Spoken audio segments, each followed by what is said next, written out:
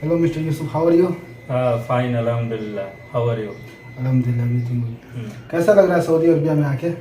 मुझे यहाँ बहुत अच्छा लग रहा है. यहाँ नया नया एक्सपीरियंस देखने को मिल रहा है. बहुत बड़ी बड़ी प्लांटें हैं. यहाँ आपको आए हुए कितना दिन हो गया? अभी मुझे आए हुए 6 मंथ हो गया यहाँ सऊदी अरबिया में. और माशाल्लाह मैं अच्छे प्लांटों में काम कर रहा हूँ. अच्छा एक्सपीरियंस मिल रहा है यहाँ.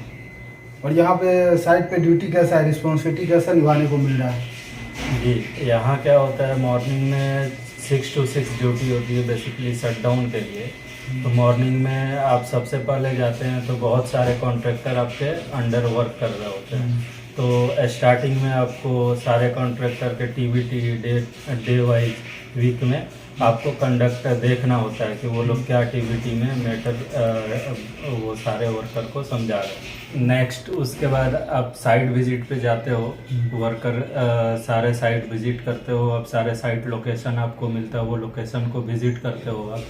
फिर आप देखते हो कि वहाँ पे क्या क्या आपका बेसिक ऑब्जर्वेशन है जो नाइट शिफ्ट आपको हैंड ओवर करके गए.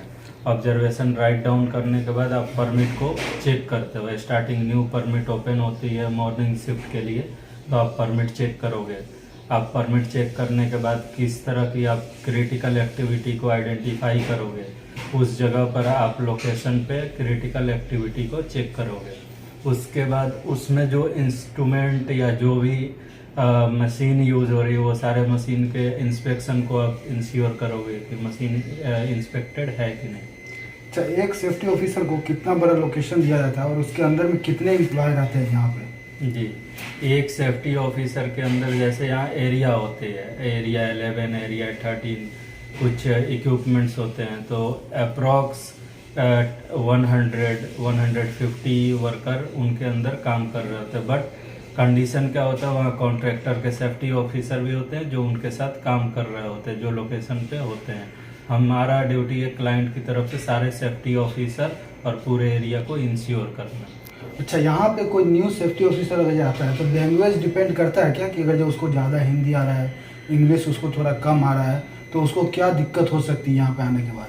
या बेसिकली क्या है कि अगर हिंदी आ रही है और इंग्लिश थोड़ा कम आ रही है तो बहुत ज़्यादा दिक्कत नहीं होगी.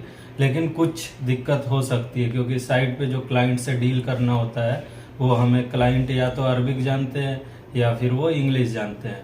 और वर्कर और जो भी स्टाफ काम कर रहे होते हैं कॉन्ट्रैक्टर के, वो सारे लोग उसको हिंदी भी जानते हैं, इंग्लिश भी जानते हैं. तो थोड़ी दिक्कत हो सकती है. तो यहाँ से इंग्लिश नहीं होती.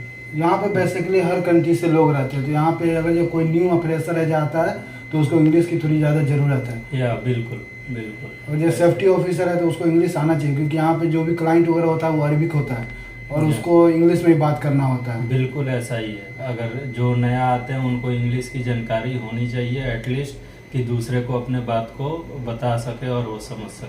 अच्छा, कोई न्यू अपना सेफ्टी ऑफिसर अगर आना चाहता है इंडिया से, अगर जो वो इंडिया में 2 साल 4 साल काम किया हुआ है एज अ फ्रेशर, सऊदी में आना चाहता है, तो उसके लिए उसको क्या प्रोसेस फॉलो करना पड़ेगा? जी, उसके लिए सबसे पहले उसे अपने एरिया या जो भी रेपुटेड गवर्नमेंट से रजिस्टर्ड एजेंसियां हैं उनको वो फॉलो अप करे, उनके पास सीवी ड्रॉप करे. और हम लोग बेसिकली, मेरे साथ जो एक्सपीरियंस रहा, मेरा क्या रहा, नौकरी गल्फ करके एक साइट है ऑनलाइन, उस पर मैंने अपना सारा एक्सपीरियंस जो भी डिटेल्स था वो डाल के रखा था. कंसल्टेंसी वहाँ से भी आपको कांटेक्ट करती है अगर आपका क्राइटेरिया मैच होता है क्लाइंट के रिक्वायरमेंट के हिसाब से. तो सबसे पहले क्या करें कि अपना ऑनलाइन पोर्टल पे अपलोड रखें. दूसरी चीज़, जो भी गवर्नमेंट से रजिस्टर्ड एजेंसी है उनसे कांटेक्ट करें और जाके वहाँ फॉलो अप करें. इंशाल्लाह उनको अपॉर्चुनिटी ज़रूर मिलेगी. अच्छा, ये क्वालिफिकेशन भी डिपेंड करता है क्या वहाँ से गल्फ के लिए आने के लिए या दूसरी कंट्री कहीं भी जाने के लिए? अगर जो इंटरव्यू के लिए कोई एजेंसी में जाते हैं तो क्वालिफिकेशन क्या क्या मांगती है वो? जी, क्वालिफिकेशन बिल्कुल डिपेंड करता है. जैसे बेसिकली क्या होना चाहिए, अभी आजकल सऊदी अरबिया या गल्फ में क्या कर दिया है, गवर्नमेंट से वो अप्रूवल लेते हैं तो उनका क्वालिफिकेशन मिनिमम क्या 12th होना ही चाहिए. निबोस आईजीसी बिल्कुल मैंडेटरी है. और साथ में जो उनका डिप्लोमा है वो रजिस्टर्ड इंस्टीट्यूट से, रजिस्टर्ड गवर्नमेंट अथॉरिटी से के साथ अप्रूव्ड होना चाहिए. और अगर उनके पास कुछ टेक्निकल डिग्रीज है वो उनके लिए बहुत प्लस पॉइंट है, उनको आसानी होती है यहाँ प्लांट में आके सारे चीज़ को समझने और उसको करने के लिए। अच्छा, एक लास्ट है कि अगर जब कोई फ्रेशर आता है तो उसका सबसे पहले सैलरी डिमांड होता है जी तो क्या सैलरी मिल सकती है एक फ्रेशर सेफ्टी ऑफिसर को? जी, फ्रेशर के लिए क्या होता है, सबसे फर्स्ट तो आदमी के माइंड में ये होना चाहिए कि फ्रेशर है वो गल्फ में आ रहा है, तो उसके लिए कंपनी भी उसके लिए अगर ट्राई करती है तो वो मिनिमम 2000 से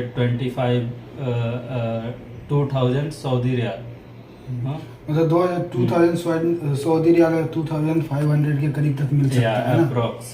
थैंक यू आपका टाइम देने के लिए। इससे बहुत से हमारे सेफ्टी ऑफिसर जो है उनको बहुत हेल्प होगा, इसके लिए थैंक यू। ओके, धन्यवाद।